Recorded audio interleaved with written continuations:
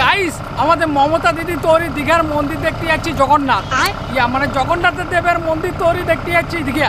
ই সারা মানে তোমার আমার সবাইকে ট্যাক্সের টাকায় যে একটা মন্দির বানাইছে দীঘাতে সেইটা দেখতে যাচ্ছি, আর পারলে এক দুটো সাইড সিনও দেখাবো। তো চলো গাড়ি চালু করে দিয়েছে, চলো।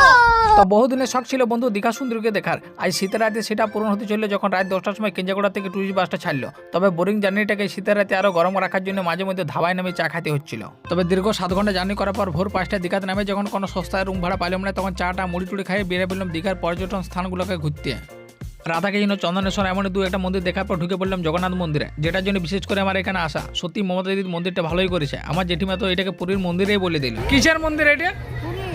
তারপর আবার চলে এলাম মোহনা, মাছ ধরা ও মাছ বাজারটাকে দেখতে। নানা রকম মাছ দেখে শুকা মাছের গন্ধ শুকে এবারে চলে এলাম চান করতে সমুদ্রতে, স্বর্গ সুখ অনুভব করতে। কাকা ভাইপো দুজনে সমুদ্রের মতন ধরাই দিলাম। বোটে তো একজনকার বার্থডে সেলিব্রেশন চলছিল, আমি তো উইশও করিয়ে দিলাম। তারপর দুপুরে খাওয়া দাওয়া সারি পরে আরেক বাটি বিকালবেলায় বিরাই পড়লাম দীঘাটাকে দেখতে। দোকানদানে এটা কেনাকাটা যাচ্ছিল লিয়ার পরে এবার রাতে ডিনার করলাম, তারপর সবাই মিলে বাসে চাপে পড়লাম। তবে পুরো ভিডিওটা যদি দেখতে চাও কিছুদিন পরে আসে তোমরা দেখতে থাকো, তার জন্য পেজটা ফলো করো।